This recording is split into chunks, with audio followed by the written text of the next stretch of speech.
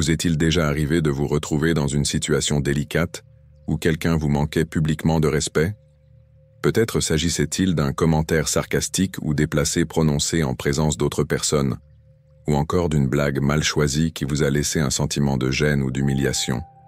Dans de tels moments, vous vous êtes peut-être demandé comment répondre de manière à non seulement préserver votre dignité, mais aussi à renforcer votre confiance en vous, tout en montrant aux autres que vous méritez leur respect, quoi qu'il arrive. Ne vous inquiétez pas, ces situations sont familières à tout le monde. Mais voici une vérité surprenante. Vous avez bien plus de contrôle sur vos réactions que vous ne pourriez le croire. Dans cette vidéo, nous partagerons avec vous des conseils efficaces et des techniques psychologiques inspirées de la sagesse de la philosophie stoïcienne. Ces stratégies vous aideront non seulement à gérer ces situations délicates avec dignité, mais aussi à renforcer votre position aux yeux des autres. Mes chers amis stoïciens, avant d'aller plus loin, je vous invite chaleureusement à soutenir notre travail en aimant cette vidéo, en vous abonnant à notre chaîne Stoïcisme en pratique et en activant la cloche de notification pour ne manquer aucun de nos contenus inspirants. Chaque geste de votre part nous aide à continuer à partager avec vous la sagesse intemporelle du stoïcisme. Merci infiniment pour votre soutien. Les raisons du manque de respect. Commençons par analyser les causes de ces situations. Pourquoi arrive-t-il parfois que l'on vous manque de respect? Souvent, ce n'est pas parce que les gens ne vous aiment pas ou éprouvent une animosité personnelle envers vous. Le problème réside souvent dans une dynamique d'intérêt personnel. Certaines personnes cherchent à s'élever aux dépens des autres. Elles pensent qu'en rabaissant quelqu'un, ou en le rendant faible ou maladroit aux yeux des autres, elles réussiront à se mettre en valeur. Ce type de comportement ne se limite pas au milieu professionnel, mais peut également se produire dans d'autres contextes sociaux. La philosophie stoïcienne, avec ses enseignements intemporels, nous rappelle que le respect n'est pas quelque chose que l'on peut exiger ou imposer aux autres. Au contraire, il est lié à la manière dont vous vous comportez et établissez les frontières de votre propre estime de soi. Comme l'a dit Marc Aurèle, vous avez pouvoir sur votre esprit, mais non sur les événements extérieurs. C'est un principe fondamental. Mais il ne s'agit pas seulement de savoir gérer les situations désagréables. Il s'agit de créer une atmosphère où le respect envers vous devient naturel. Cela signifie que personne ne pourra vous utiliser comme un outil pour améliorer son image. Il est essentiel de montrer que vous connaissez votre valeur et que vous ne cédez pas aux remarques bon marché ou aux provocations insignifiantes. Ces petites mais puissantes stratégies vous aideront à tenir tête à n'importe quelle situation.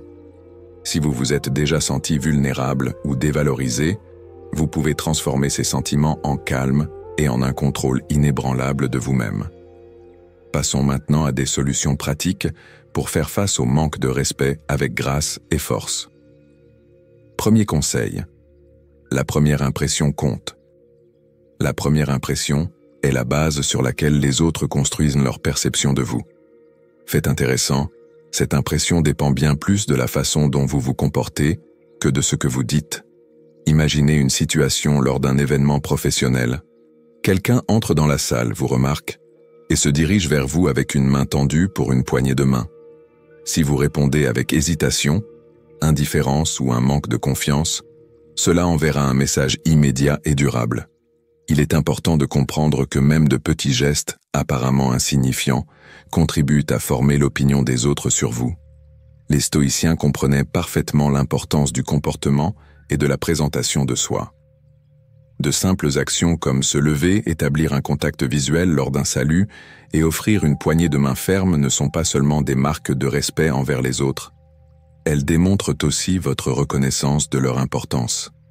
Cela reflète directement un principe clé du stoïcisme. La manière dont vous vous présentez témoigne de vos valeurs intérieures et influence la manière dont les autres vous perçoivent. Un exemple tiré de la vie réelle peut aider à mieux comprendre ce principe. Lors d'un séminaire professionnel, un participant s'est démarqué par son comportement. À chaque interaction, qu'il s'agisse de saluer un collègue ou de remercier le personnel de service, il se levait, établissait un contact visuel et participait activement à la conversation.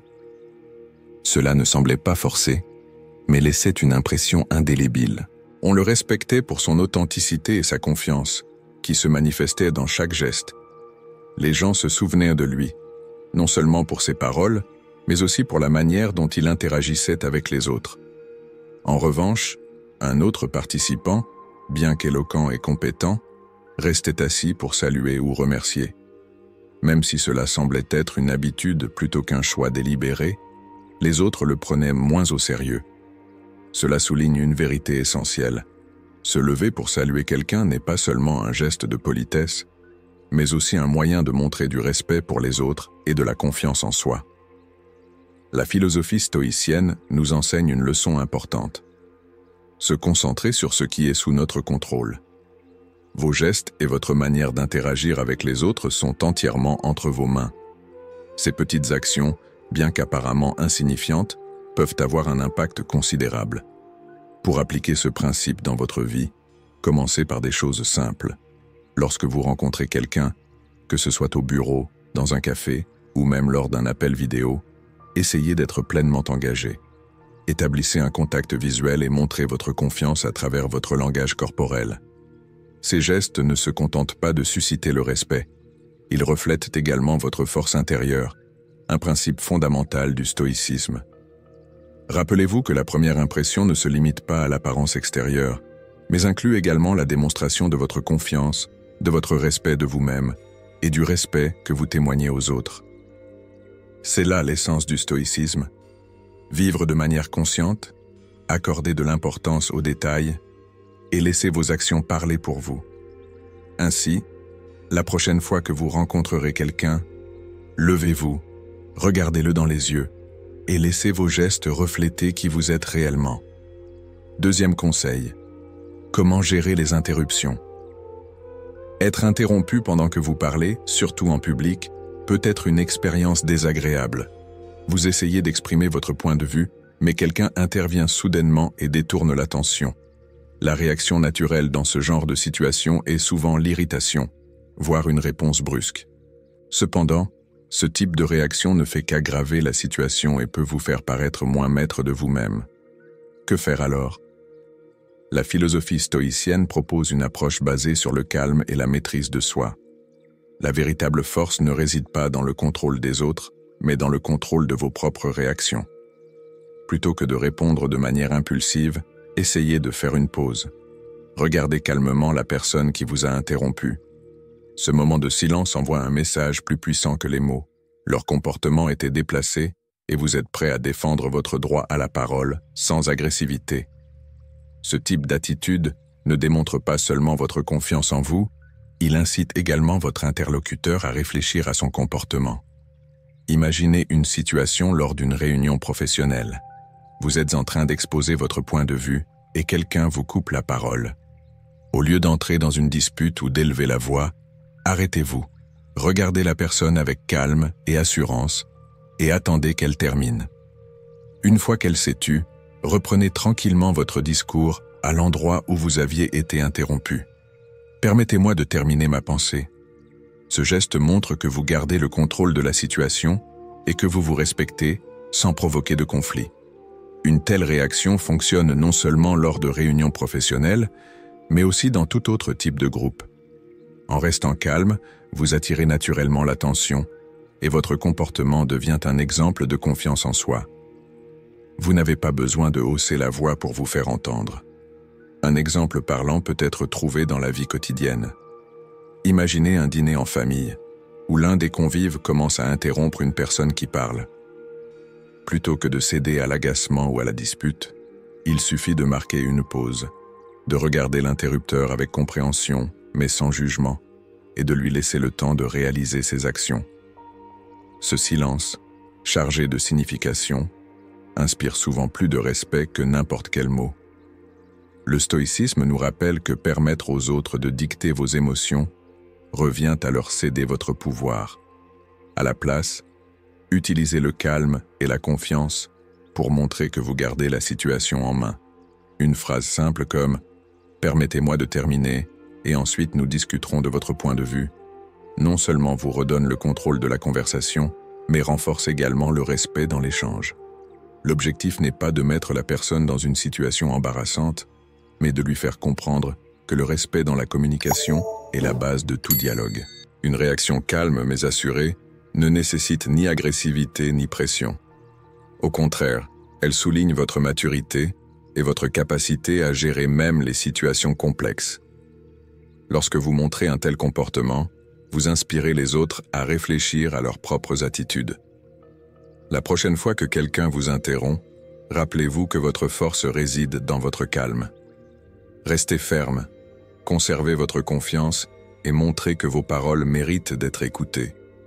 Ce n'est pas seulement une manière de gagner le respect, mais également une démonstration de votre estime personnelle et de votre force intérieure qui vous accompagneront pendant de nombreuses années. Troisième conseil, les plaisanteries et les humiliations. Lorsque dans une réunion entre amis, quelqu'un tente de vous mettre mal à l'aise avec une plaisanterie, il est essentiel de rester calme et confiant. La manière dont vous réagissez à ce genre de situation en détermine souvent l'issue.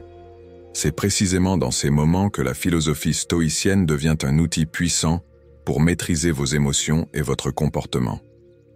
Lors d'une rencontre avec un groupe d'amis, l'un d'eux a raconté une histoire embarrassante de leur passé scolaire.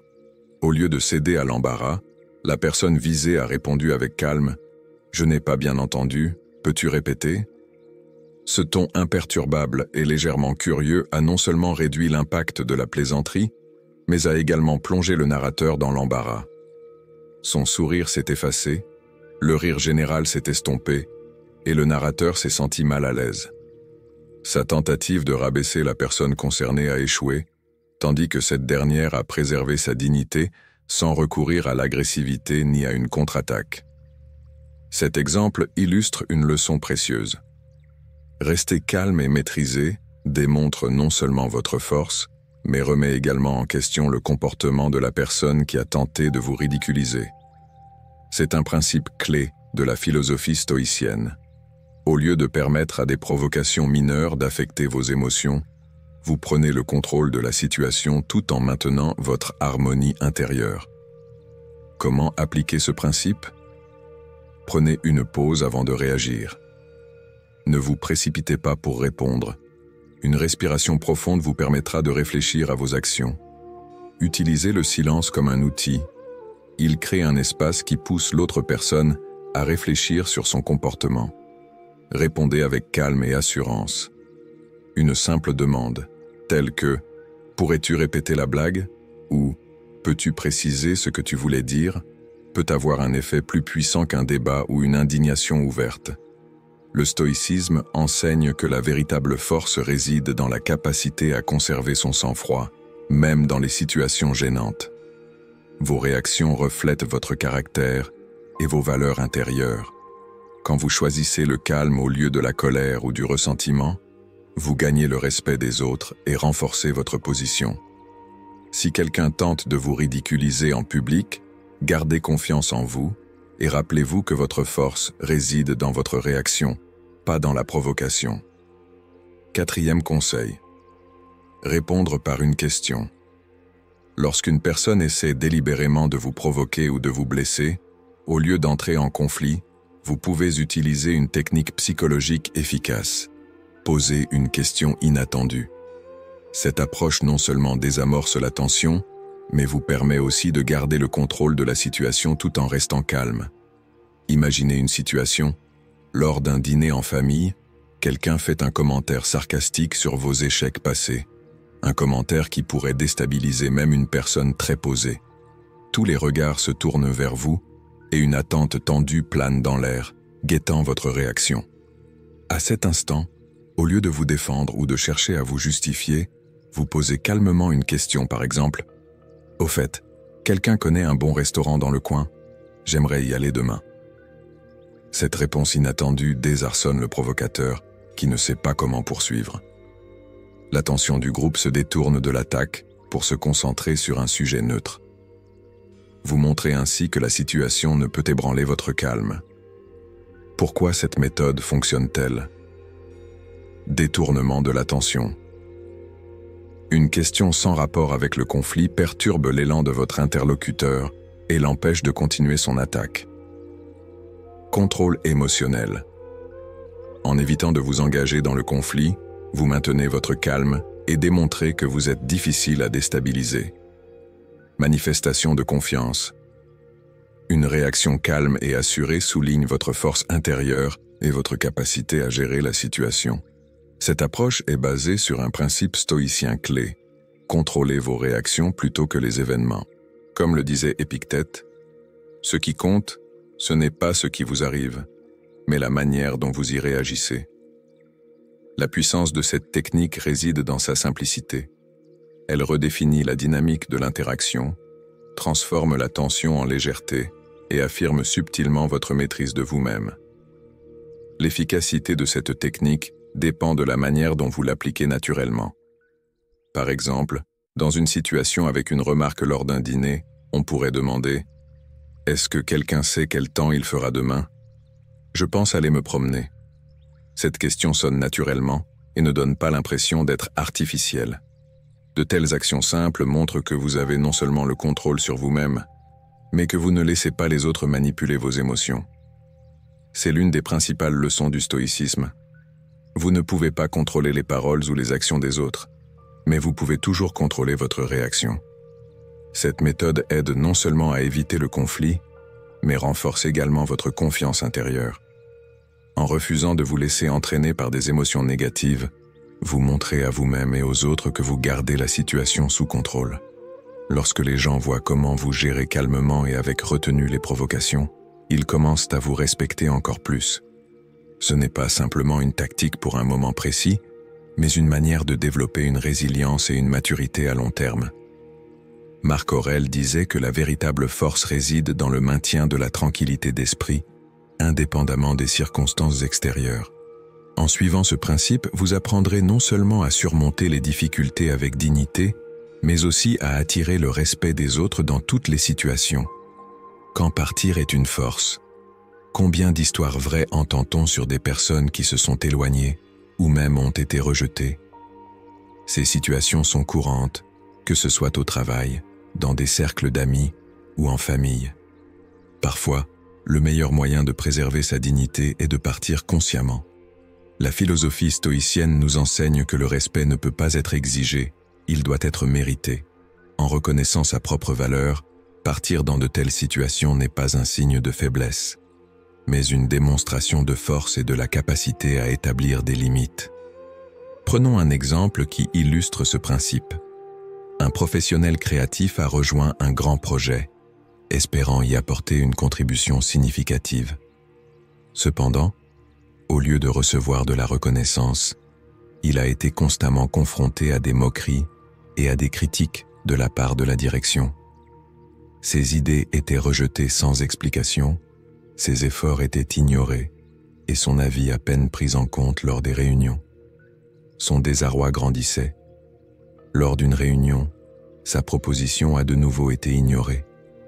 Il a fait une pause, fermé calmement son ordinateur, s'est levé et a déclaré qu'il préférait consacrer ses efforts à un endroit où il serait apprécié. Ce geste silencieux mais déterminé a pris tout le monde par surprise. Quelques mois plus tard, il faisait partie d'une équipe qui non seulement le respectait, mais soutenait également ses initiatives. De telles histoires sont nombreuses, et chacune d'elles nous rappelle que partir n'est pas une faiblesse, mais une décision consciente. C'est une façon d'affirmer sa propre valeur et de ne pas permettre aux autres de la diminuer. La philosophie stoïcienne souligne que nous ne pouvons pas contrôler les actions des autres, mais nous pouvons contrôler nos propres réactions. Partir n'est pas un geste dramatique, mais un moyen silencieux et puissant de se dire « je mérite mieux ». Comment savoir quand il est temps de partir? Si vous constatez que vos efforts rencontrent constamment de l'indifférence et que votre estime de soi en souffre, c'est un signal. Écoutez-vous. Ne laissez pas la situation éroder votre confiance. Partir n'est pas une fuite, mais un acte de respect envers vous-même. Cela montre que vous vous valorisez, ainsi que votre temps. La prochaine fois que vous sentirez que vous êtes sous-estimé, souvenez-vous que parfois, la meilleure façon de démontrer votre force est de partir. Le respect commence par vous-même, et vous seul Décidez où et comment le mériter. Le respect et la dignité ne s'imposent pas. Ils naissent de votre état intérieur, de la manière dont vous vous comportez dans n'importe quelle situation. La puissance de la première impression, la capacité à garder son calme face aux interruptions, la sagesse dans la gestion des provocations et la capacité à reconnaître le moment où il faut partir, tous ces principes sont au cœur de votre propre estime. Les stoïciens nous ont enseigné que le contrôle des émotions et des réactions est la clé de la liberté intérieure. Chacun des conseils abordés ici est une étape vers une vie plus confiante, paisible et sage. La véritable maîtrise de soi réside dans la capacité à maintenir son équilibre même dans des circonstances chaotiques. Vous ne pouvez pas contrôler les paroles ou les actions des autres, mais vous pouvez toujours choisir comment y répondre, et ce choix définit votre force. Ainsi, chaque fois que vous faites face à un manque de respect ou à une situation difficile, posez-vous cette question: comment puis-je répondre de manière à démontrer mes valeurs? Que votre réponse soit toujours un exemple inspirant pour les autres. Le respect commence par vous, et vous seul décidez comment façonner votre vie. Merci d'avoir regardé cette vidéo sur stoïcisme en pratique. Si ce contenu vous a aidé, pensez à vous abonner à la chaîne et à partager vos réflexions dans les commentaires. À très bientôt pour de nouvelles réflexions sur la sagesse stoïcienne.